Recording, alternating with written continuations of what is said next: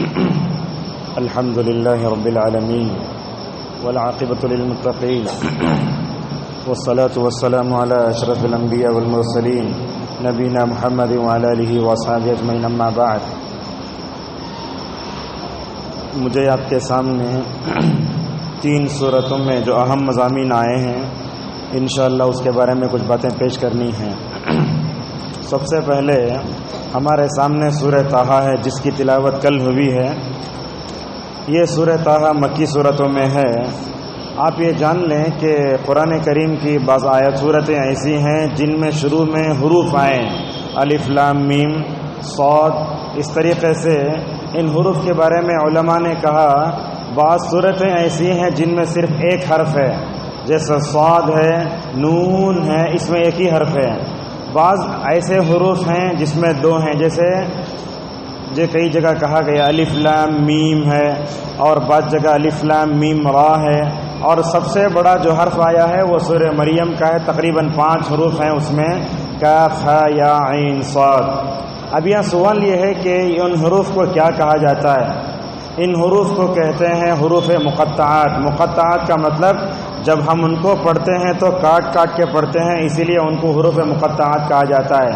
اللہ تبارک و تعالیٰ نے سورتوں کے شروع میں ان کو کیوں لایا، اس کی اصل وجہ تو اللہ تبارک و تعالیٰ جانتے ہیں، مگر علماء نے یہ بتایا، اللہ تبارک و تعالیٰ یہ بتاتا ہے، دیکھو یہ پوائنٹ ہے لوگوں، تمہارا جو کلام ہے انہی حروف سے بنتا ہے جیسے قرآن بنا ہے. الف ہے، بے ہے، تا ہے، سب ہے نا، قرآن میں وہی حروف ہیں. مگر دیکھو قرآن کریم ایک ایسی کتاب ہے ماضی میں بھی کوئی اس کا مقابلہ نہیں کر سکے اور قیامت تک بھی اس کو کوئی مقابلہ نہیں کر سکتے. گویا یہ حروف بھی معجزہ ہیں. اور اللہ تبارک و تعالیٰ نے قرآن کریم کو جو چیلنج کیا ہے اس کے کئی مراحل ہیں. اللہ تعالیٰ نے سب سے پہلے کہا اگر تمہارے اندر دم ہے تو 10 آیتیں لاؤ، وہ نہیں لا سکتے. اس کے بعد کہا ایک سورت لاؤ، وہ بھی نہیں ہو سکتا. تیسرے نمبر پر کہا قرآن جیسی بات پیش کرو، نہیں ہو سکتا. یہ 3 مراحل دیکھیے. سب سے پہلے کہا 10 سورتیں لاؤ، نہیں ہو سکتا. ایک سورت نہیں، قرآن جیسی بات نہیں. تو اللہ تبارک و تعالیٰ نے 2 جگہ چیلنج کیا، سورہ بنی اسرائیل میں اور سورہ بقرہ میں. ماضی میں بھی کوئی اس کا مقابلہ نہیں کر سکے، تم بھی مقابلہ نہیں کر سکتے. اور کہا اللہ تبارک و تعالیٰ نے دنیا کے سارے انس و جن مل کر بھی اس کا مقابلہ کرنا چاہتے ہو تو نہیں کر سکتے. اللہ تبارک و تعالیٰ نے یہ معجزاتی کلام نبی کریم صلی اللہ علیہ وسلم پر اتارا. سورہ طٰہٰ کے شروع میں اللہ تبارک و تعالیٰ نے یہ بتایا قرآن اترا کیوں ہے. کہا طٰہٰ ما انزلنا علیک القرآن لتشقی. اور اللہ تعالیٰ موسیٰ علیہ السلام کا تذکرہ قرآن میں بہت کرتا ہے. اس کی کیا وجہ ہے؟ علامہ سعدی رحمہ اللہ کہتے ہیں قرآن میں موسیٰ علیہ السلام کا ذکر آنے کے کئی وجوہات ہیں. سب سے پہلی وجہ تو یہ ہے موسیٰ علیہ السلام جیسے اللہ تعالیٰ کے صبر کرنے والے پختہ ارادے کے مالک تھے ویسے نبی کریم صلی اللہ علیہ وسلم بھی تھے. اور دونوں میں دوسری وجہ یہ ہے موسیٰ علیہ السلام کی قوم کی حالت اور نبی کریم صلی اللہ علیہ وسلم کی قوم کی حالت ملتی جلتی ہے. ہمیں یہ بات کہاں معلوم ہوتی ہے؟ اللہ کے نبی صلی اللہ علیہ وسلم جب معراج گئے 2 دن ہم نے پہلے بتایا 50 نمازوں کا تحفہ لے کر آئے تو موسیٰ نے کیا کہا؟ اے محمد میرے قوم کے اوپر بھی اللہ نے 50 نمازوں کو فرض کیا، وہ نہیں پڑھ سکے، تمہاری قوم بھی نہیں پڑھ سکتی. اس میں اور ایک دلیل بھی ہے. ایک مرتبہ نبی کریم صلی اللہ علیہ وسلم کو ایک بڑا کالا ایسا بتایا گیا.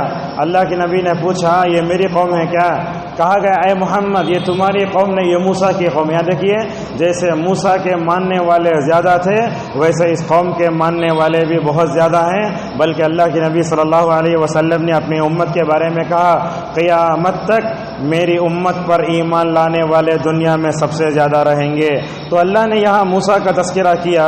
اور موسیٰ علیہ السلام کو جب اللہ تبارک و تعالیٰ نے فرعون کے پاس بھیجا تو موسیٰ اللہ سے دعا کرنے لگے. وہ دعا یہ ہے رب اشرح لی صدری ویسر لی امری. یہ دعا تو آپ جانتے ہیں، اے اللہ میرا سینہ کھول دے، میں خدائی کا دعویٰ کرنے والے فرعون کے پاس جا رہا ہوں، وہ میرے اوپر غالب آ جائے گا، لہذا میرے زبان کو تو آسان کر دے. ہمارے معاشرے میں مشہور ہے موسیٰ کے زبان میں لکونت تھی بول کے ہکلتے بولنا ویسے تھے انہوں، حالانکہ وہ بات نہیں تھی، بہت غلط ہے وہ۔ کیوں؟ اس لیے کہ اللہ تعالیٰ نے دنیا میں جتنے نبیوں کو بھیجا ماشاءاللہ سارے نبی جسمانی طور پر طاقتور، ایمانی روحانی طور پر طاقتور، اور اللہ تبارک و تعالیٰ نے کسی بھی نبی کے اندر عیب نہیں رکھا۔ آپ بتاؤ کون سا تو بھی نبی لنگڑا تھا، لولا تھا، اندھا تھا؟ نہیں تھا، پورے انبیاء ماشاءاللہ اللہ تبارک و تعالیٰ کے بڑے مقرب بندے تھے۔ تو موسیٰ علیہ السلام کی زبان میں لکونت کیا بھی نہیں تھی، وہ کیا کہنا چاہتے ہیں، ہارون اچھا بات کرتے، مجھے بات کرنے نہیں آتا، میں فرعون کے پاس جا رہا ہوں، اے اللہ تو میرا ساتھ دے بول کر مکمل طور پر جا رہے ہیں۔ ہمارے پاس بچوں کو مکاتب میں پڑھاتے وقت یہ دعا پڑھاتے، رب یسر ولا تعسر وتمم بالخیر بول کے۔ میں سمجھتا ہوں یہ دعا بھی صحیح نہیں ہے۔ کیا معنی ہے دعا کا؟ ربی یسر کا مطلب ولا تعسر ہوا، اے رب آسان کر مشکل نہ کر، کیا مطلب ہوا؟ مطلب یہ ہوا کہ اے اللہ آسان کر۔ اگر آپ یہ دعا پڑھاتے بچوں کو جو اللہ کے نبی صلی اللہ علیہ وسلم نے فرمایا اللہم لا سہل الا ما جعلتہ سہلا، یہ مشکل کو آسان کرنے کی یہ دعا ہے جو نبی نے بتائی، اگر ہم اپنی طرف سے بتائیں گے تو کیا ہوگا؟ یہ غلط ہوگا۔ اس لیے ہم کیا کرتے ہیں، مکتب میں سب پڑھے بولا تو بچے کیا کرتے، پہلے ربی زدنی علما، ربی زدنی علما، تین مرتبہ پڑھتے، وہ ربی یسر ولا تعسر وتمم بالخیر بول کے لوگوں کو پڑھاتے ہیں، صحیح نہیں ہے۔ اور اسی طریقے سے مکاتب میں 5 کلمے پڑھاتے ہیں، ان کی بھی کوئی حقیقت نہیں۔ ہمارے پاس کلمہ ایک ہے اور ایمان کے 6 ارکان ہیں، یہی لوگوں کو مکمل طور پر بتانا چاہیے۔ معزز حاضرین، اللہ تبارک و تعالیٰ نے حضرت موسیٰ کو جب ہارون کو فرعون کے دربار میں بھیجا تو ایک بات یہ کہی، اے موسیٰ و ہارون تم جاتے ہوئے میرے ذکر میں کوتاہی نہ کرنا۔ یہاں دیکھیے دنیا میں کسی شخصیت سے آپ کو ڈر ہوتا ہے، بڑے برے لوگوں سے ڈر ہوتا ہے، کوئی بھی آدمی ظالم ہے، اگر آپ اس کے ظلم سے بچنا چاہتے ہیں تو اللہ کا ذکر زیادہ کرو۔ دوسری چیز یہ ہے کہ آپ دعا پڑھتے جاؤ۔ موسیٰ و ہارون زیادہ ذکر کر کے فرعون کے دربار میں پہنچے، ماشاءاللہ اللہ تبارک و تعالیٰ کے خوف کے علاوہ فرعون کا خوف دل سے مکمل طور پر جاتا رہا۔ اور اسی طریقے سے اللہ تبارک و تعالیٰ نے اس صورت میں یہ بتایا موسیٰ علیہ السلام کو اللہ تعالیٰ نے غم سے نجات دی تھی۔ اور ایک بات بھی اللہ نے یہاں بتائی، فَقُولَا لَهُ قَوْلًا لَيِّنًا لَعَلَّهُ يَتَذَكَّرُ أَوْ يَخْشَىٰ، اللہ نے کہا اے موسیٰ و ہارون فرعون کے دربار میں جا رہے ہونا، نرم انداز سے بات کرنا۔ اس کا مطلب یہ معلوم ہوا ہمارے سامنے کوئی بھی ہو، خصوصاً ہمارا کلمہ کوئی بھائی ہو، وہ بدعتی ہو، کسی بھی مسلک سے تعلق رکھنے والا ہو، اگر کوئی بھی بات کرنا ہو تو نرم انداز میں بات کرنا۔ اور میں سمجھتا ہوں ہمارے مسلمانوں میں فرعون جیسا تکبر نہیں ہے۔ اللہ تعالیٰ نے فرعون کے دربار میں کیا کہا؟ نرم بات کرو، یہی بات تو ہوئی۔ مامون کے پاس غور سے سنیے، مامون ایک بادشاہ ہے، اس کے پاس ایک آدمی آیا، آدمی آ کر زور سے بات کرنے لگا، ڈانٹنے لگا، تو موسیٰ حضرت مامون رحمہ اللہ نے کیا کہا، دیکھو کیسی بات ہے، میں کیا بولے اس آدمی سے، ایسے ہی بولے میں موسیٰ سے بہتر نہیں ہوں، تم فرعون سے بدتر نہیں ہو، ایسا بولے یا ایسا بولے، میں فرعون سے بدتر نہیں ہوں، تم موسیٰ سے بہتر نہیں ہو۔ لہذا ہم بھی دعوت کا کام کریں، نرمی سے کریں، جیسا کہ علامہ ابن تیمیہ رحمہ اللہ کہتے ہیں دعوت کا کام کرنے والوں میں 3 باتیں ہونا ضروری ہے۔ غور سے سنیے پوائنٹ یہ 3 باتیں، کیا؟ معروف کیا اسے معلوم ہونا، منکر کیا اسے معلوم ہونا، دوسری بات یہ ہے دعوت میں نرمی بہت ضروری ہے، تیسری بات یہ ہے دعوت میں صبر ضروری ہے۔ آج آپ دیکھیں ہماری دعوت میں نرمی نہ ہونے کی وجہ سے ہمارے پاس جو توحید ہے وہ دوسروں کے سامنے ہم پیش نہیں کر پا رہے ہیں، ایک بات۔ دوسری بات یہ ہے ہمارے معاشرے میں کتنے مسلمان ہیں بدعتی ہیں، لیکن بدعتی کیا کر رہا ہے؟ اپنے باطل کو محبت سے بتا کر کے سارے لوگوں کے دلوں کو جیت لے رہا ہے۔ اسی لیے آپ دیکھیں گے بدعتیوں کی محفل میں نعرہ تکبیر اللہ اکبر، نعرہ تکبیر اللہ اکبر کیا؟ محبت سے پیار سے سمجھاتے۔ اسی لیے علماء نے کہا نبی کریم صلی اللہ علیہ وسلم کبھی نرمی سے محبت سے بھی تربیت کرتے تھے۔ آپ صلی اللہ علیہ وسلم کو دیکھو، کیا آپ نے صحابہ کو کبھی ڈانٹا؟ کیا کبھی جھنکایا؟ کبھی غلط انداز سے بات کی نہیں کی، بلکہ اللہ تعالیٰ نے سورہ آل عمران میں کہا اے اللہ کے نبی صلی اللہ علیہ وسلم آپ نرم ہیں بول کے آپ کے اطراف لوگ جمے ہوئے ہیں، اگر آپ کا لہجہ، اگر آپ کے بات کرنے کا انداز سخت ہوتا تو لوگ آپ کے پاس سے بھاگ جاتے ہیں، اسی لیے جو علماء سخت انداز سے بات کرتے ہیں، نرمی سے بات نہیں کرتے، ایسے لوگ ہمارے لیے نہیں بلکہ معاشرے کے لیے درد سر ہیں، اور جو نرمی سے سمجھاتے ہیں ان کی بات کئی نہ کبھی مرتبہ مکمل طور پر جو ہے نرم ہو جاتی ہے۔ لہذا ہمیں محبت کے ساتھ، نرمی کے ساتھ بھی مکمل طور پر مسلمانوں میں کام کرنے کی ضرورت ہے۔ اس کے بعد اللہ تبارک و تعالیٰ نے بنی اسرائیل کو کیسے نجات دی اللہ نے وہ بتایا، اور اس صورت میں اللہ نے ایک اہم بات یہی بتائی، قیامت کے دن پہاڑوں کا کیا حال ہوگا۔ یہ غور سے سنیے، قیامت کے دن پہاڑوں کا کیا کیا حال ہوگا۔ اللہ تبارک و تعالیٰ نے کئی جگہ اس کا الگ الگ نقشہ کھینچا۔ علامہ شوکانی رحمہ اللہ کہتے ہیں اللہ تبارک و تعالیٰ نے قرآن کریم میں قیامت کے دن پہاڑوں کا جو حال ہوگا الگ الگ انداز سے بتایا۔ کبھی کیا فرمایا، وَتَرَى الْجِبَالَ تَحْسَبُهَا جَامِدَةً وَهِيَ تَمُرُّ مَرَّ السَّحَابِ، اللہ نے کہا پہاڑ جیسی چیز ایک دم بادل کی طرح چل جائے گی قیامت کے دن۔ کبھی فرمایا وَإِذَا الْجِبَالُ سُيِّرَتْ، پہاڑوں کو اپنی جگہ سے چلا دیا جائے گا، یہ دو ہوئے۔ کبھی فرمایا وَتَكُونُ الْجِبَالُ كَالْعِهْنِ الْمَنْفُوشِ، کیا ہو جائیں گے پہاڑ، رنگین اون کی طرح ہو جائیں گے۔ یہاں فرماتا ہے فَقُلْ يَنْسِفُهَا رَبِّي نَسْفًا، اللہ تعالیٰ پہاڑوں کو ریزہ ریزہ کر دے گا۔ معزز حاضرین، یہ پہاڑ بھی اللہ کی بہت بڑی نعمت ہیں۔ اللہ تعالیٰ نے ان پہاڑوں کو میخوں کی شکل دی ہے تاکہ دنیا میں مضبوط رہے۔ دیکھیے کتنے بڑے بڑے کرین، کتنے بم ڈال کے ہم زمین کو یہ کرتے ہیں، مگر ماشاءاللہ ان پہاڑوں کی وجہ سے زمین کو اللہ تبارک و تعالیٰ نے بڑا مضبوط بنا کے رکھا ہے۔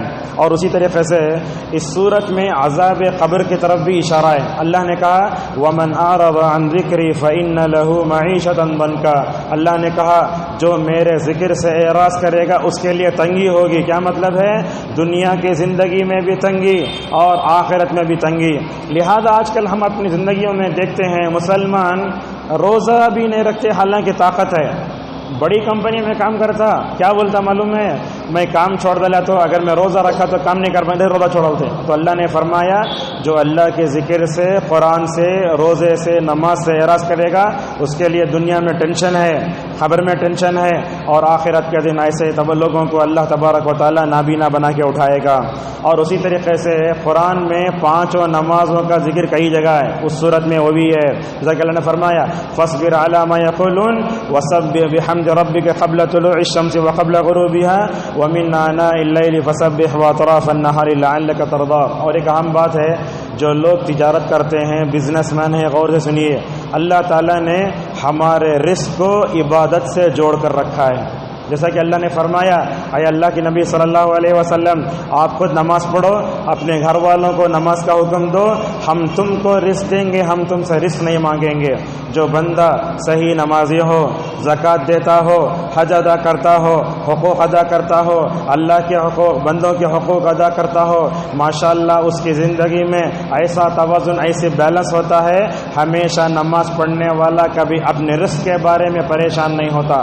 آج کی نوجوان نسل کو دیکھیں گے آپ، بڑی بڑی ڈگریاں رکھ کے گھروں میں بیٹھے ہیں، نماز کو آئے تو اتنا مسئلے حل ہوں گے، نماز کو اتنے آتے مسئلے حل نہیں ہوتے۔ اور یہی بات نبی کریم صلی اللہ علیہ وسلم نے حدیث قدسی میں بیان فرمائی۔ اللہ تعالیٰ کیا فرماتا ہے، دیکھو اے آدم کے بیٹے، یہ غور سنیے، اے آدم کے بیٹے تو میری عبادت کے لیے وقت نکال، تو میری عبادت کے لیے وقت نکال، میں تیرے سے فقر و فاقے کو دور کروں گا اور تیرے دل میں بے نیازی ڈال دوں گا۔ اللہ اکبر، کتنی بڑی بات نبی نے بیان فرمائی۔ اور کہا اگر تم میری عبادت کے لیے وقت نہیں نکالو گے میں تم کو فقر و فاقے میں مبتلا کروں گا۔ یاد رکھیے وہ کمائی، وہ دکان کس کام کی ہے، جبکہ بندہ اللہ کی نماز کو چھوڑ کر کمائے۔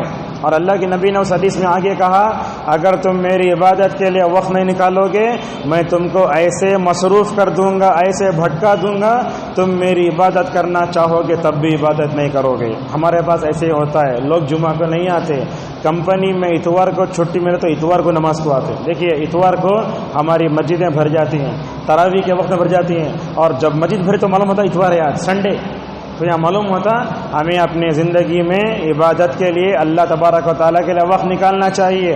اگر ہم عبادت میں کامیاب ہو گئے اللہ تعالیٰ ہمیں رزق کے دروازے مکمل طور پر آسان کر دے گا۔ اس کے بعد سورۃ الانبیاء شروع ہوئی ہے، اس میں کچھ اہم باتیں ہیں۔ انبیاء یہ نبی کی جمع ہے۔ اللہ تعالیٰ نے اس سورت کے شروع میں یہ بتایا حساب کا وقت آ چکا ہے، پھر بھی لوگ غفلت میں ہیں۔ اللہ نے اس میں اور ایک بات بتائی، حق و باطل کا معرکہ قیامت کے دن تک جاری رہے گا۔ حق اور باطل کا جو جنگ ہے وہ قیامت کے دن تک جاری رہے گی۔ اور اللہ نے یہ بھی فرمایا، دنیا میں اللہ تبارک و تعالیٰ نے جتنے نبیوں کو بھیجا سارے مرد تھے، عورت کوئی بھی نہیں تھی۔ یہ پوائنٹ ہے۔ مریم نبی نہیں تھی۔ مریم کون تھی؟ اللہ تعالیٰ کی نیک اور سچی بندی تھی۔ اللہ نے کہا وہ امہ صدیقہ، صدیق اور صدیقہ کا لفظ نبی کے بعد آیا سورہ نساء میں۔ اللہ نے کہا من النبیین والصدیقین۔ اس سے معلوم ہوا مریم نبیہ نہیں تھیں، اور معلوم ہے اللہ تعالیٰ نے مردوں کو نبی کیوں بنایا؟ اس لیے کہ ان کے اندر پختہ عقل ہوتی ہے، حالات سے ڈٹ کر مقابلے کرنے کا ان کے اندر فن ہوتا ہے۔ گھروں میں خود دیکھتے نہیں آپ، شوہر بیوی لڑ لیے تو بیوی فوراً کمزوری سے لڑنا رونا شروع کر دیتی۔ اگر اللہ تعالیٰ عورت کو نبی بناتا، وہ اپنی قوم کے پاس جا کر تربیت کرتی، قوم نہیں مانے تو عورت کو رونا آ جاتا تھا۔ اور کیا ہے، اس کے لیے زیادہ صبر کرنے کی ضرورت ہے۔ اور آپ مرد عورت میں فرق دیکھیں گے، اللہ تبارک و تعالیٰ نے مرد کو جسمانی طور پر ایسا مضبوط بنایا ہے، وہ باہر میں گرمی میں سردی میں سخت کام کر سکتا ہے۔ اسی لیے آپ دیکھیں گے میستری 3 ہے تو عورتیں ساتھ دیتی ہیں ان کا، کیوں؟ اس لیے کہ مرد کے اندر اللہ تعالیٰ نے حالات کا ڈٹ کر مقابلہ کرنے، صبر تحمل جو رکھا ہے وہ عورت کے اندر نہیں ہے۔ تو لہذا معلوم ہوا ہمیں مکمل طور پر یہ فرق کرنا چاہیے کہ اللہ تعالیٰ نے مردوں کو نبی بنایا۔ اسی سے ملتی جلتی وہ بات بھی ہے، اللہ تعالیٰ نے گھر کے باہر کی ذمہ داری مرد کو دی ہے اور گھر کے اندر کی ذمہ داری عورت کو دی ہے۔ یہ دنیا میں بیلنس ہے۔ اگر کوئی مرد گھر کے اندر کا کام کرتا ہے، عورت جا کے سپر مارکیٹ سے یہ وہ چیزیں خرید کر لاتی ہے، گویا آپ نے قانون فطرت کے خلاف کام کیا ہے۔ ایسا کام کبھی نہیں کرنا چاہیے۔ اسی طریقے سے اللہ تبارک و تعالیٰ نے اس میں عقید توحید کا ذکر فرمایا اور اپنی قدرت کے دلائل دیے۔ اللہ نے فرمایا زمین و آسمان ملے ہوئے تھے، اللہ نے ان کو پھاڑا، اور اللہ تعالیٰ نے یہ بات بھی بتایا بلند پہاڑ اللہ نے کیسے بنایا، راستے کیسے بنائے۔ دیکھو اللہ تعالیٰ نے دن کو بنایا، رات کو بنایا، شمس و قمر کو بنایا، اور اللہ نے ایک اچھی بات کہا وَجَعَلْنَا مِنَ الْمَاءِ كُلَّ شَيْءٍ حَيٍّ۔ اللہ نے کہا دنیا میں ہر چیز کو ہم نے پانی سے پیدا کیا ہے۔ انسان کو دیکھو مرد عورت کے منی سے پیدا ہوا ہے۔ دنیا میں کسی بھی جانور کو دیکھو رینگنے والے کو اللہ نے پانی سے پیدا کیا ہے۔ اللہ تعالیٰ آگے سورہ نور میں آئے گا وَاللَّهُ خَلَقَ كُلَّ دَابَّةٍ مِّن مَّاءٍ۔ اللہ تعالیٰ نے ہر زمین پر رینگنے والے وہ جانور کو پانی سے پیدا کیا ہے۔ موٹی مثال ہے، اگر آپ کسی جانور کو چھوٹے پرندے کو مارو پانی نکلتا اس میں، یہ پانی اللہ نے پانی سے پیدا کیا ہے۔ معزز حاضرین، اسی طریقے سے جب اللہ تبارک و تعالیٰ نے ہم کو پانی سے پیدا کیا ہے اور ہم کو حقیر پانی منی سے پیدا کیا ہے، تو بندے کو کبھی تکبر نہیں کرنا چاہیے۔ ہم کہاں سے آئے، کس جگہ سے آئے، وہ ذرا تصور کیجئے۔ اسی لیے حسن بصری رحمہ اللہ کہا کرتے تھے آدم کے بیٹوں پر تعجب ہوتا ہے۔ ماشاءاللہ اسلاف کہتے سناتے، دیکھو آدم کے بیٹوں پر تعجب ہوتا ہے، وہ ایک دن میں 1 سے زیادہ مرتبہ اپنی غلاظت کو اپنے ہاتھ سے صاف کرتا ہے۔ اپنے پیٹ میں دیکھیے کیا ہے، میرے اور آپ کے پیٹ میں پیشاب ہے، پیخانہ ہے، یہ دونوں رکھ کر اگر کوئی تکبر کرتا ہے تو بات سمجھ میں نہیں آتی۔ اسی لیے اللہ نے بار بار کہا فَلْيَنْظُرِ الْإِنسَانُ مِمَّا خُلِقَ مِن مَّاءٍ دَافِقٍ، کہا انسان دیکھے کس سے پیدا ہوا ہے، اچھلنے والی پانی سے پیدا ہوا ہے۔ معزز حاضرین، اللہ تبارک و تعالیٰ نے اس صورت میں ابراہیم علیہ السلام نے اپنے قوم کو کیسے سمجھایا وہ بھی دیا۔ اس سے پہلے گزر چکا، سورج کو دیکھے، چاند کو دیکھے، ستاروں کو دیکھے، بولے یہ میرا رب نہیں ہے، ان کو پیدا کرنے والا میرا رب ہے بولے۔ یہاں دیکھیے ابراہیم علیہ السلام نے کیسے حکمت سے بت پرستانہ ماحول میں توحید کی دعوت کو عام کیا۔ یہ ماحول ہندوستان میں ابھی ہمارے لیے نہیں آیا جو ابراہیم علیہ السلام کے لیے تھا۔ اپنی قوم کو سمجھائے ہندوستان کے اس مرحلے میں ابھی ہم سمجھانے کے مرحلے سے گزر رہے ہیں۔ غیر اللہ کے معبودان باطلہ کی توہین بھی نہیں کر سکتے، ان کو توڑ بھی نہیں سکتے ہندوستان کے اس مرحلے میں۔ ابراہیم علیہ السلام سمجھا کہ آخری مرحلے میں بتوں کو توڑ رہے ہیں۔ کہیں آپ یہ نہیں بولنا ابراہیم علیہ السلام بتا توڑے ہم جا توڑ لیں گے بول کے۔ ابراہیم علیہ السلام کیا کیے، دیکھو عید کا دن تھا، باپ بلایا، بیٹے آتے کیا نہیں آتا بولے، کیوں نہیں آتا بولے بیمار ہوں بولے۔ یہ بیمار ہوں جو بولے اسے بولتے توریہ، دل میں ایک رکھ لے کے زبان سے ایک بولنا، نہیں گئے پورے لوگ عید کو چلے گئے ماشاءاللہ خوش جا کے بتوں کے سامنے صدا کر رہے ہیں، ہاتھ میں کلہاڑی لے کے چھوٹے بتوں کو سب کو سلا دے کے کلہاڑی جا کے بڑے بت میں ڈال ڈالے. یہ حکمت ہے.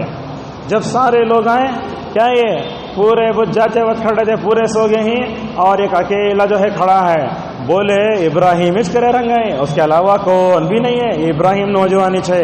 بلا کے پوچھے کون کرے، معلوم نہیں مجھے کون کرے گی. اچھا کیا جواب دے حکمت سے؟ دیکھو بڑا بت کھڑا ہے نہیں، اگر وہ بات کرتا ہے تو جا کے اس سے پوچھو. یہ ہے حکمت.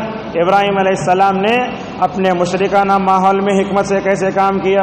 چاہتے تو ایسا بول سکتے تھے میں تھوڑا سا کیا کر لیتے تمہیں، نہیں بولے ماشاءاللہ. یہ حکمت ہمیں سمجھانے کی ضرورت ہے. دیکھیے اگر کوئی کام معاشرے میں کرنے جا رہے ہیں، اگر اس سے فساد ہوتا بولے تو وہ کام نہیں کرنا. آپ جو کام کر رہے ہیں اس سے اصلاح ہونا. سارے لوگوں کو غصہ آ گیا، کیا بولے چلو آگ جلاؤ. آگ میں ابراہیم کو ڈالتے ہیں، ننگا بنا کر ابراہیم کو اٹھا کے آگ میں ڈال دیا گیا. ماشاءاللہ آگ بھی اللہ تبارک و تعالیٰ کے حکم کے تابع ہے. جب اللہ حکم کرتا ہے تبھی وہ کام کرتی ہے. جب آگ میں ڈالے گئے تو اللہ نے کیا فرمایا، قلنا یا نار کونی بردا وسلاما علی ابراہیم.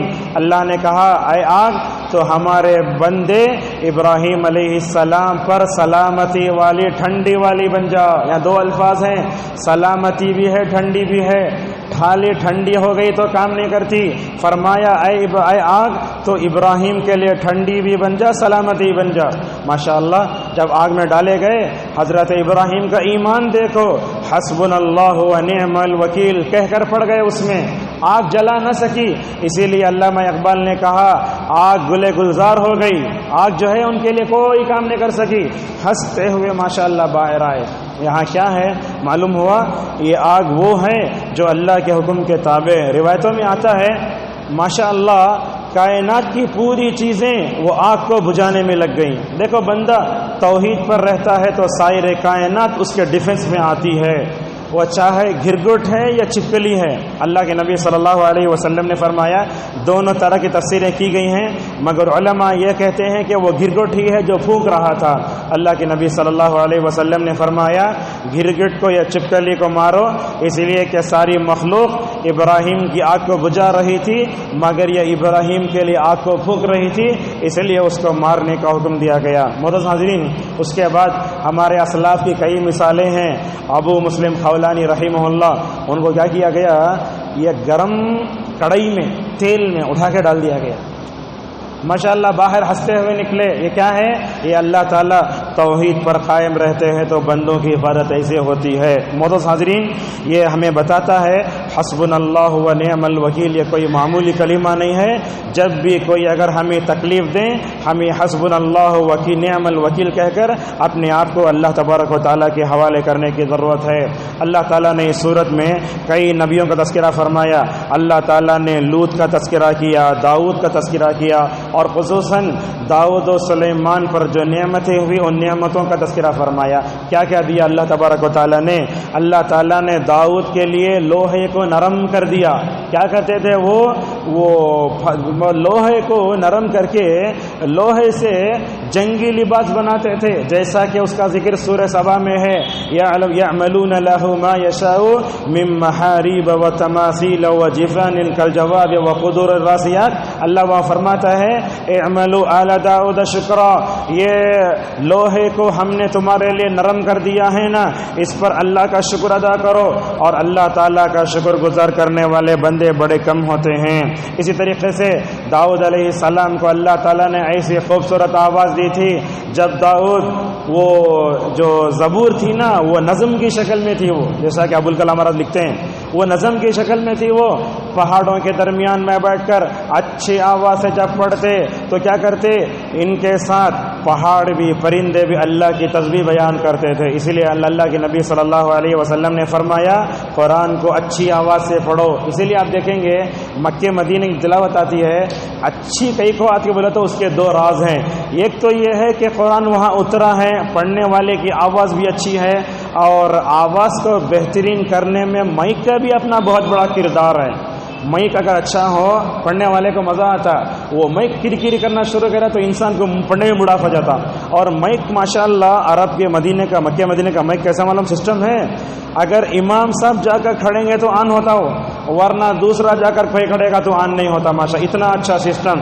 اور مکے مدینے کے مائک کے سسٹم کی اتنی بڑی خوبی ہے 10 کلومیٹر تک ماشاءاللہ وہ اذان سنی آتی. ہمارا جامعہ اسلامیہ جو یونیورسٹی ہے مسجد نبوی سے تقریباً 7 کلومیٹر کی دوری پر ہے. ماشاءاللہ آواز اچھی طرح سنائی دیتی ہے. لہذا معلوم ہوا جو قرآن پڑھنے والا ہے اچھی آواز سے مکمل طور پر اس کو پڑھنا چاہیے. اس کا مطلب یہ نہیں کہ انسان قوالی کی آواز میں قرآن پڑھے, نظم کی طرح قرآن پڑھے. نہیں, نظم کی طرح, گانوں کی طرح, قوالیوں کی طرح قرآن پڑھنا مکروہ نہیں بلکہ علماء نے حرام کہا ہے. آج کل یہ 90 گانے ہیں تو ہمارے قاریہ کیا کرتے ہیں, قرآن کی آیت کو گانوں کی طرح پڑھتے, نظم کے انداز سے پڑھنے. نہیں, آپ قرآن کو خصوصاً اچھے انداز میں پڑھ کر عربی لہجے میں پڑھو, اس کا مکمل اور بڑا اچھا طریقہ ہوتا ہے. تو حضرت سلیمان علیہ السلام کو اللہ تبارک و تعالیٰ نے بڑی اچھی نعمتیں دیں. جنات ان کے تابع, شیاطین ان کے تابع, ہوائیں ان کے تابع. کیسی ہوا؟ جیسے حکم دیتے ہوا ویسی چلتی. 1 مہینے کا سفر آدھے دن میں طے ہوتا ماشاءاللہ. وَلِسُلَيْمَانَ الرِّيحَ غُدُوُّهَا شَهْرٌ وَرَوَاحُهَا شَهْرٌ. دیکھیے اللہ تعالیٰ نے کہا کہ 1 مہینے کا سفر آدھے دن میں ہو جاتا اور 1 مہینے کا سفر ہو جاتا, اور ہواؤں پر ان کی حکومت مکمل طور پر تھی. مگر اتنا سب کچھ پانے کے باوجود حضرت انبیاء حضرت سلیمان علیہ السلام کیا کہتے ہیں, دیکھو اے اللہ تو نے میرے اوپر انعام کیا, میرے باپ داؤد پر بھی انعام کیا. اے اللہ تو مجھے نیک عمل کی توفیق دے اور مجھے تو نیک بندوں میں مکمل طور پر شمار کر لے. سورہ انبیاء کے آخری میں اللہ تبارک و تعالیٰ نے نبیوں کی دعائیں ذکر کی. انبیاء اللہ تعالیٰ سے کیسے مانگتے تھے, دیکھو یہ حضرت ایوب علیہ السلام ہیں, 18 سال تک آزمائے گئے بیماری میں, اف تک نہیں کہا. جب صبر کا پیمانہ زیادہ لبریز ہوا تو کیا کہتے ہیں, انی مسنی الضر وانت ارحم الراحمین. کہتے ہیں اے رب مجھے تکلیف پہنچی ہے, دور کرو, بلکہ نہیں بول رہے ہیں بلکہ بول رہے ہیں اے اللہ تو رحم کرنے والوں میں زیادہ رحم کرنے والا ہے. اللہ تبارک و تعالیٰ نے ایوب کی دعا کو قبول کیا. اللہ تعالیٰ نے بہترین انداز سے ان کی بیماری کو دور کیا. یہ یونس ہیں, اپنی قوم سے مایوس ہو کر اللہ کی اجازت کے بغیر چلے گئے اور سمندر میں گئے. اللہ تعالیٰ نے مچھلی کو حکم دیا, مچھلی نکل گئی. مچھلی کے پیٹ میں جا کے انسان کیسے رہے گا, ذرا سوچ کر کیے. قتادہ رحمہ اللہ کہتے ہیں 3 اندھیرے, ایک تو رات کا اندھیرا, سمندر کا اندھیرا, اور تیسرا مچھلی کے پیٹ میں منہ کا اندھیرا. وہاں جا کر کیسے سانس لیے ہوں گے. کرونا کے وقت اگر آکسیجن لیول 35 ہو گئے تو ڈرتے تھے. ذرا یاد کرو یونس کو, وہ پیٹ میں جا کر بھی کیسا محفوظ رہے ہوں گے. وہاں جا کر اللہ تبارک و تعالیٰ سے کیا دعا کرتے ہیں, کہتے ہیں لا الہ الا انت. کہتے ہیں اللہ تیرے علاوہ کوئی معبود برحق نہیں ہے. اس سے معلوم ہوتا ہے مشکل کے وقت انسان کو توحید کا سہارا لینا چاہیے. اور کہا انت سبحانک, اے اللہ تو پاک ہے, انی کنت من الظالمین, میں ظالموں میں سے ہوں. کیا مطلب ظلم کا مطلب اے اللہ مجھے اپنی قوم سے مایوس نہیں ہونا تھا, تیری اجازت کے بغیر مجھے نہیں جانا تھا, یہ غلطی میرے سے ہوئی ہے. حضرت سعد بن ابی وقاص رضی اللہ عنہ کہتے ہیں نبی کریم صلی اللہ علیہ وسلم نے فرمایا, دیکھیے ٹینشن کے وقت, پریشانی کے وقت, مصیبت کے وقت, ٹینشن کے وقت بندہ یہ دعا پڑھنا, لا الہ الا انت سبحانک انی کنت من الظالمین. اللہ تبارک و تعالیٰ اس کے غم کو دور کر دے گا. اور اللہ تعالیٰ اس آیت میں خود وعدہ کرتا ہے وَكَذَلِكَ نُنْجِي الْمُؤْمِنِينَ. مدعو حاضرین, اسی طریقے سے اس صورت میں زکریا کی دعا کا طریقہ بھی ہے. دیکھو زکریا اپنے رب سے اولاد مانگتے ہیں, کیسے الگ الگ طریقے سے مانگتے ہیں. سورہ آل عمران میں کہا ربی حب لی من لدنک ذریۃ طیبۃ انک سمیع الدعاء. ہم میں سے اکثر لوگ اللہ سے اولاد تو مانگتے ہیں مگر نیک اولاد نہیں مانگتے.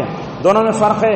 اولاد مانگنا تو سب کو آتا ہے مگر نیک اولاد مانگنا یہ نبیوں کی عادت ہوتی ہے. یہاں کیا کہتے ہیں رب لا تذرنی فردا وانت خیر الوارثین. اے اللہ تو مجھے دنیا میں اکیلا مت چھوڑ, اگر میں دنیا سے چلا گیا تو اکیلا ہو جاؤں گا. اگر یحییٰ جیسا بچہ میرے اندر رہا نا, میرے دنیا سے چلے جانے کے بعد وہ میرے حق میں مکمل طور پر دعا کریں گے.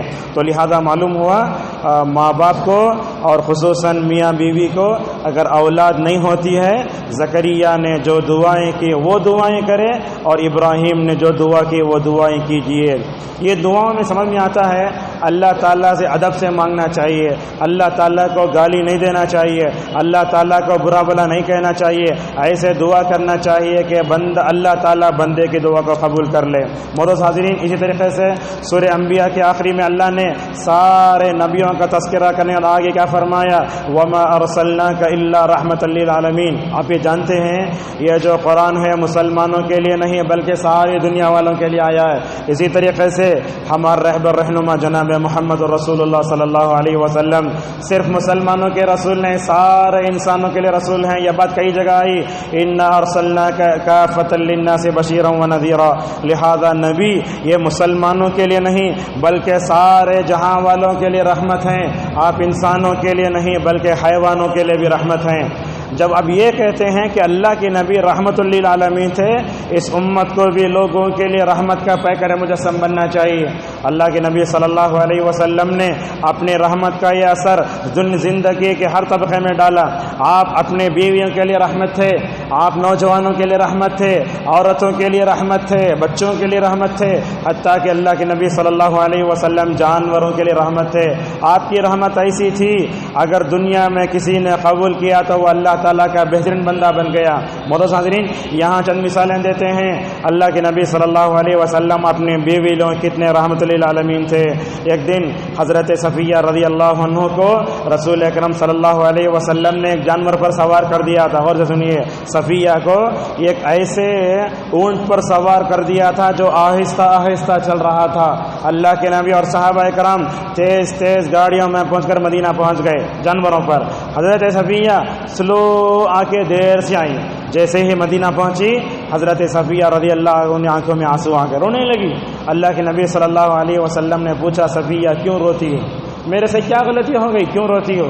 تو اس وقت صفیہ رضی اللہ عنہا نے کہا، یا رسول اللہ، آپ لوگ تیز تیز سواریوں پر سوار ہو کر جلدی آ گئے، مگر آپ نے مجھے ایک ایسی سواری پر سوار کیا جو سست چل رہی، اس لیے رو رہی۔ آپ صلی اللہ علیہ وسلم نے اپنی بیویوں کے آنسو بھی پوچھے۔ ماشاءاللہ، آج کل ہم کیا کرتے، اپنی بیویوں کو رلا کے ہنستے رہتے، ہمیں یہ کردار کسی کو پسند نہیں۔ اور اللہ کے نبی اپنی بیویوں کا ساتھ کیسے دے، دیکھو حضرت صفیہ رضی اللہ عنہا اونٹ پر سوار ہونا چاہتی ہیں، سوار ہونے نہیں ہو رہا ہے، اگر چل کیا بولتے، اچھل گو بیٹا جی، لیکن اللہ کے نبی نے ویسے نہیں کیا، بلکہ اللہ کے نبی صلی اللہ علیہ وسلم نے اپنا پیر دیا۔ ماشاءاللہ، کہا صفیہ میرے پیر پر پیر رکھ کر چڑھ جاؤ۔ یہ کردار ہونا چاہیے، عورتوں کو رلانا نہیں۔ عورت ہمارے پاس آتی کیوں ہیں؟ اس کو سہارا دینے کے لیے۔ لہذا ہم تمام کو اپنی بیویوں کے لیے بھی مکمل طور پر رحمت بننا چاہیے، زحمت بننا نہیں چاہیے۔ بعض لوگ کیا بولتے، شیر میں گھر میں رہے تو شیر کی نگاہ رکھو۔ اگر آپ گھر میں شیر کی نگاہ رکھیں گے تو پورا گھر زو بن جائے گا۔ حقیقت یہ ہے شیر کی نگاہ نہیں ہونا، محبت والی نگاہ ہونا۔ اللہ کے نبی اپنی بیویوں کی تربیت بھی کرتے تھے، نرمی بھی کرتے تھے، ڈانٹتے بھی تھے۔ جہاں نرمی ہے وہاں نرمی کرو، جہاں ڈانٹنا ہے وہاں ڈانٹو۔ ہمیشہ جھنکانا، سختی سے بات کرنا، ان کے ماں باپ گالی دینا، یہ صحیح نہیں ہے۔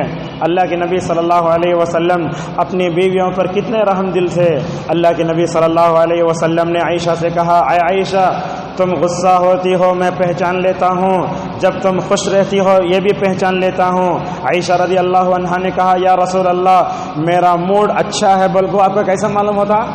میں غصے میں ہوں آپ کو کیسے معلوم ہوتا؟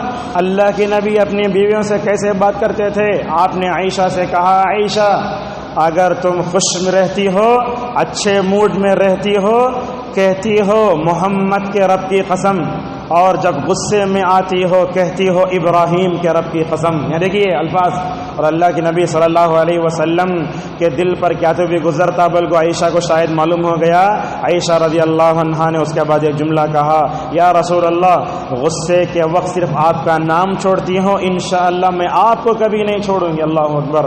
تو اس سے معلوم ہوتا ہے ہمیں اپنی بیویوں کے ساتھ ہمیشہ رحم دلانہ سلوک کرنا چاہیے۔ اسی طریقے سے اللہ کے نبی صلی اللہ علیہ وسلم بچوں بھی بڑے مہربان ہوتے تھے۔ آج کل دیکھتے بچے مسجد میں آتے، ذرا بڑے رہتے ان کو مر مر کے بھگاتے رہتے، ایسا نہیں ہونا چاہیے۔ بچے اگر مسجد میں آتے ہیں ان کی تربیت کی خاطر ان کو برداشت کرنا۔ کسی نے واٹس ایپ میں ایک میسج بھیجا تھا، یہ بچے اپنے موبائل گیم چھوڑ دل کو مسجد کو آتے ہیں، اگر آپ ان کو مسجد سے بھگائے تو فون میں جا کے غارت ہو جاتے انہوں، لہذا ان کو اللہ کے نبی برداشت کرتے تھے، کبھی امامہ کے اوپر اٹھا لیتے۔ ایک مرتبہ آپ صلی اللہ علیہ وسلم سجدے سے دیر سے اٹھے، صحابہ نے پوچھا یا رسول اللہ آپ ہمیشہ سجدے میں جلدی اٹھ جاتے نا، کئی کو دیر سے اٹھے؟ تو کیا بولتے ہیں، دیکھو میرے پیٹھ پر میرے نواسے کھیل رہے تھے، میں نے ان کو کھیلنے کا ذرا موقع دیا، اسی لیے میں نے دیر سے اٹھا۔ اللہ اکبر۔ اور اللہ کے نبی صلی اللہ علیہ وسلم فرماتے، عورتیں بھی آتی بچے بھی آتے نا نماز میں، تو کیا بولتے، میں چاہتا ہوں لمبی نماز پڑھوں، لیکن جیسے ہی بچے کی رونے کی آواز آتی ہے، وہ بچے کی رونے کی آواز سے ماں کے اوپر رحم کھاتے ہوئے میں اپنی نماز کو بھی مختصر کر دیتا ہوں۔ معلوم یہ ہوا اللہ کے نبی صلی اللہ علیہ وسلم ہر ایک کے لیے رحم دل تھے، غلاموں کے لیے بھی۔ انس بن مالک رضی اللہ عنہ کو دیکھو کیا کہتے ہیں، اللہ کے نبی کے 10 سال تک خدمت کی، اللہ کے نبی نہ مجھے نہ جھڑکایا نہ مارا نہ کچھ کہا، بلکہ یہ بھی نہیں کہا انس یہ کام کیوں کرے کیوں نہیں کرے، بلکہ اللہ کے نبی دعائیں دیتے تھے۔ اسی طریقے سے دشمنوں کے ساتھ بھی رحم دل، سب کے ساتھ بھی رحم دل، بلکہ میں سمجھتا ہوں آپ نے اپنی رحمت میں دنیا کو جو نہلایا، یہ رحمت کا ایسا پیکر مجسم کبھی دنیا کو نصیب نہیں ہوگا۔ اسی لیے الطاف حسین حالہ نے کہا تھا وہ نبیوں میں رحمت لقب پانے والا، مراد غریبوں کے برلانے والا، ایسی بہت باتیں کہیں۔ اور اللہ کے نبی صلی اللہ علیہ وسلم کبھی بھی لوگوں پر لعن طعن نہیں کرتے تھے۔ ایک مرتبہ لوگوں نے پوچھا یا رسول اللہ کافروں کو لعنت نہیں کرتے کیا، آپ اتنا آپ کا جان کھا رہی نا؟ اس موقع پر کیا فرمایا، انما بعثت رحمتا وانی لم ابعث لعانا، اللہ تعالیٰ نے مجھے رحمت بنا کر بھیجا ہے، زحمت بنا کے نہیں بھیجا ہے، لہذا اس امت کی ذمہ داری بنتی ہے یہ امت بھی سارے لوگوں کے ساتھ رحم دلانا سلوک کرے، علماء کے ساتھ بھی رحم دلانا سلوک کرو، حفاظ کے ساتھ بھی، اپنے ماتحتوں کے ساتھ بھی، ہر ایک کے ساتھ رحم دلانا نرم دلی سے سلوک کرو گے، اگر آپ مر بھی جائیں گے تو انشاءاللہ کل وہ آپ کو یاد کریں گے۔ اس رحمت پہ کر مجسم کو مکمل طور پر یاد کرنے کی ضرورت ہے۔ معزز حاضرین، اس کے بعد سورہ حج میں کچھ باتیں آئیں، انشاءاللہ ایک 10 منٹ میں اپنی باتوں کو سمیٹ دیتے ہیں۔ حج مانتے ہیں اسلام کا ایک رکن ہے۔ قرآن کریم میں نماز، روزہ، ان ناموں سے کوئی صورت نہیں اتری، مگر حج کے نام سے ایک صورت اتری ہے۔ حج یہ کیا ہے؟ ایک بدنی عبادت ہے، مالی عبادت ہے، ایک طاقت رکھنے والے کے لیے، جس کے پاس مال کی بھی طاقت ہو، بدن کی بھی طاقت ہو، ایسے آدمی پر حج فرض ہے۔ ہندوستان میں جو لوگ حج کو جاتے ان کی غلطی ہوتی ہے، وہ کیا کرتے ہیں، بوڑھے میں حج کو جاتے ہیں۔ یاد رکھیے یہ حج جوانی میں کرنے کی عبادت ہے۔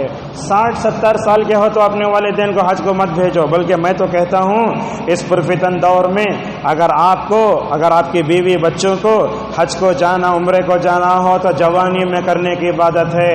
یہ ایسی عبادت ہے سال اور زندگی میں ایک مرتبہ کیوں فرض ہے، بلکہ اگر معلوم کرنا چاہو تو وہاں دیکھ کر آؤ۔ یہ حج ادا کرنے میں اتنی تکلیف ہے، اللہ کے نبی صلی اللہ علیہ وسلم نے فرمایا زندگی میں ایک مرتبہ حج فرض ہے، جو بندہ حج کرتا ہے اللہ تعالیٰ اس کے گناہوں کو ایسے ہی پاک کرتا ہے جیسے اللہ کے نبی صلی اللہ علیہ وسلم نے فرمایا گویا وہ اپنی ماں کے پیٹ سے نکلا ہے۔ حج کرنا چاہیے، حج زندگی میں ایک مرتبہ فرض ہے، لیکن آپ نے یہ بھی فرمایا، یہ دیکھیے مالداروں کے واسطے، اگر تم اپنے ساتھ صحت و تندرستی رکھتے ہو، تمہارے پاس پیسہ بھی ہے، اگر 5 سال میں ایک مرتبہ حج نہیں کرے میری رحمت سے محروم ہو جاؤ گے۔ یہ بات صحیح ہے، اور شاید اسی حدیث کو رکھ کر سعودی حکومت نے قانون بنایا ہے کہ کوئی بھی آدمی اگر حج کرے تو 5ویں مرتبہ چاہنا انہیں، لیکن ہوتا نہیں ہے۔ لیکن لوگ حج کو جا رہے ہیں۔ میں تو سمجھتا ہوں آج حج کوئی عبادت نہیں، پکنک بن کے رہ گیا ہے۔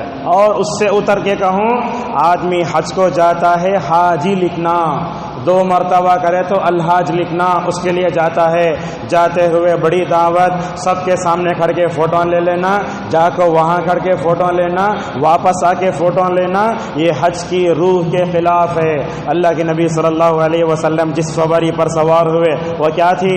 2 درہم کی سواری، ایک دم معمولی سواری، اس پر اللہ کے نبی صلی اللہ علیہ وسلم سوار ہوئے۔ اللہ کے نبی کہنے لگے اللہم حج لا ریا فیہا ولا سما، کہنے لگے اے اللہ میں اس معمولی سواری پر جو ہے حج کرنے جا رہا ہوں، اے اللہ میری سواری کو ریاکاری سے، شہرت سے، دکھاوے سے مکمل طور پر پاک کر دے۔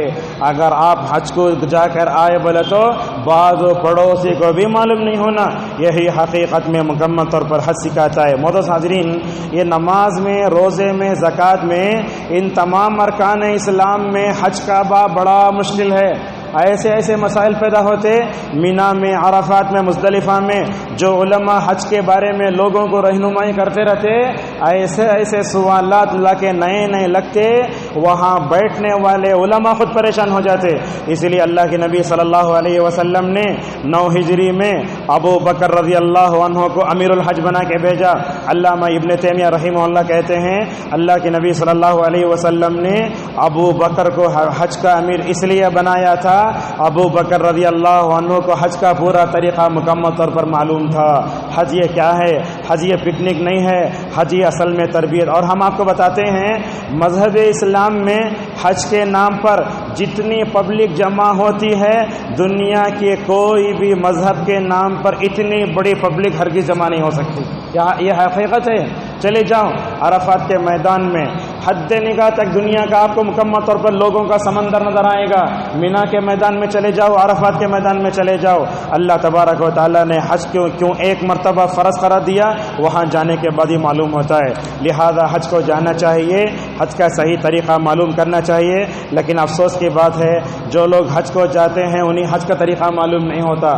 حج کو جانے سے پہلے ہر مسجد میں حج کرنے والوں کے پورا نام لے کے ان کو کیا کرنا، ایک تصویر کے ذریعے پورا بتانا حج کیا کرتے ہیں بول کے۔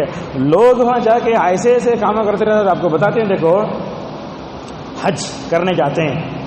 ایک عورت جو ہے شیخ انیس الرحمن اعظمی عمری مدنی حفظہ اللہ سے طواف کرتے ہوئے کیا بولتے ہیں معلوم؟ حضرت دنیا میں ہمیں درگاہیں دیکھے، ہر درگاہ پر ہری چادر ہے، یہ کالی چادر ہے نا، اس کے اندر کوسی بزرگ کی خبر ہے؟ نعوذ باللہ۔ یہاں دیکھیے معلوم نہیں حج کیا ہے، کیوں؟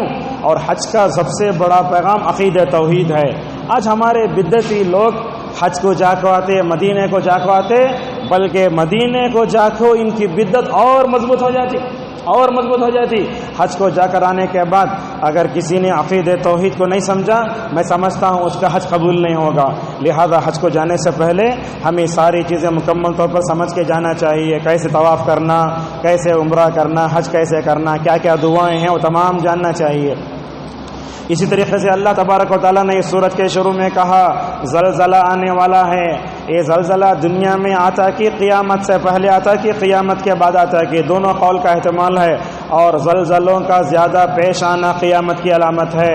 بخاری کی روایت میں آیا اللہ کے نبی صلی اللہ علیہ وسلم نے فرمایا لا تقوم الساعة حتى تكثر الزلازل۔ اور دیکھو ہم جب اپنی ماں کے پیٹ میں رہتے ہیں، ماشاءاللہ 9 مہینے ایک بچے کو اللہ تعالیٰ ماں کے پیٹ میں کن کن مراحل سے گزارتا ہے، اللہ تعالیٰ نے اس کا تذکرہ اس میں فرمایا۔ کیسے کیسے؟ 4 مہینے ہوتے، 8 مہینے ہوتے، بچہ پھرتا، پیدا ہوتے وقت ماشاءاللہ سر نیچے آتا اور ایسے ہی باہر نکل جاتا۔ یہ اللہ تبارک و تعالیٰ کی بہت بڑی نعمت ہے۔ اور ماں کے پیٹ میں جب بچہ ہوتا ہے، ہم اب تک سنے تھے کہ 1 مرتبہ تقدیر لکھی جاتی ہے، بعض علماء کہتے ہیں 2 مرتبہ تقدیر لکھی جاتی ہے جب بچہ اپنے ماں کے پیٹ میں ہوتا ہے۔ اللہ تعالیٰ کیسے بال بناتا ہے، کیسے پیدا کرتا ہے۔ میں تو سمجھتا ہوں ڈیلیوری کرنے والے یہ خواتین، یہ نرس، یہ ڈاکٹر، اگر یہ بچے کو باہر آتے ہوئے فطرتاً دیکھ لینا ساری دنیا مسلمان ہو جانا، لیکن نہیں، یہ کیا سمجھ گئے؟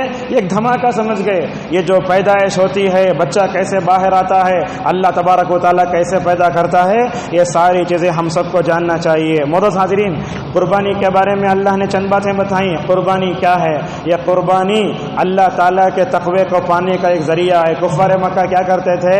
جانور ذبح کر ڈال کو اس کا خون لے جا کو کعبۃ اللہ کی دیواروں پر لگاتے تھے۔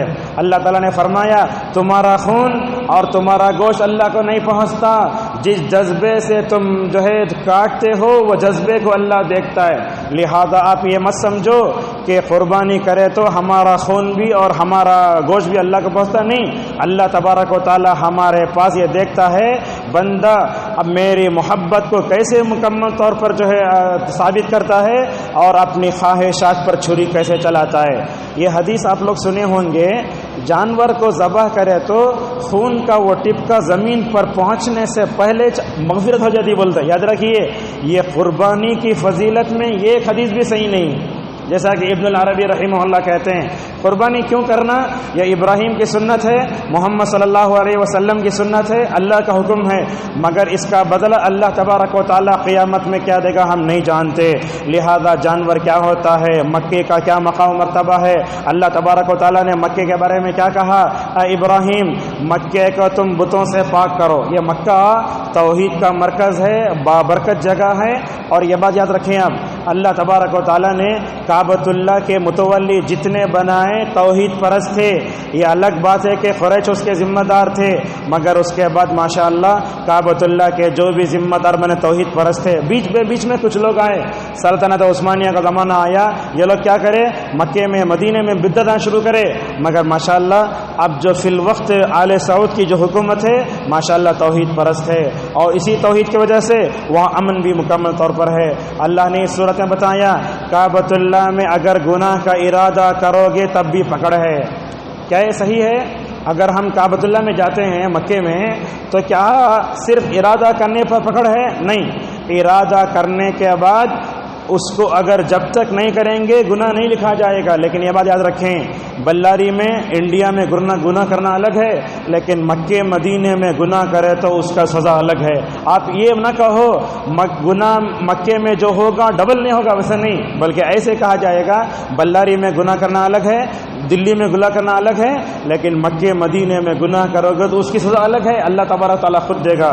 جیسا کہ نبی کریم صلی اللہ علیہ وسلم فرماتے ہیں جو بندہ مدینے میں بدعت کرتا ہے یا بدعتی کو پناہ دیتا ہے اللہ تعالیٰ ایسے آدمی کے فرض نمازیں بھی قبول نہیں کرتا، نفل نمازیں بھی قبول نہیں کرتا۔ اللہ اکبر۔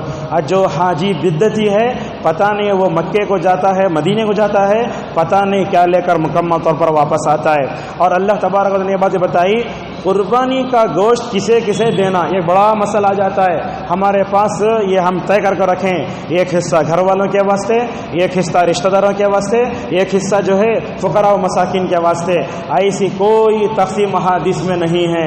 ایک حدیث آئی ہے اس کو بعض علماء نے حسن بتایا ہے، مگر اکثر علماء البانی وغیرہ ضعیف قرار دیتے ہیں۔ تو اللہ نے کیا فرمایا، دیکھو گوشت یہ لے جا کر کیا کرو، نہ پوچھنے والے فقیروں کو بھی دو، پوچھنے والے فقیروں کو بھی دو۔ ہم کیا کرتے، قربانی کا گوشت میں چچا کے گھر کو دینا، انہیں مجھے دیا ہوتا۔ یہ قربانی کے گوشت کی تقسیم کرنے کا صحیح طریقہ نہیں ہے۔ آپ کیا کرو، قربانی کا گوشت لے کے ایسے غربا، فقیر، مساکین، نادار، محتاج، ضرورت مند کے ایریا میں چلے جاؤ جن کو سال بھر میں بھی بکری کے گوشت خریدنے کی طاقت نہیں ہوتی، ایسے لوگوں کو گوشت پہنچاؤ۔ اور کیا ہوتا ہے ہمارے پاس قربانی کے دنوں میں گوشت بہت پھینکتے ہیں، ہمیں اللہ معاف کرے، سرا پھینک ڈالتے، یہ پھینکتے نہیں، ہر ایک کی مکمل طور پر کیا کرنا چاہیے، حفاظت کرنا چاہیے۔ دیکھو رسول اکرم صلی اللہ علیہ وسلم کو، حالانکہ اس زمانے میں فریج بھی نہیں تھا، کچھ بھی نہیں تھا۔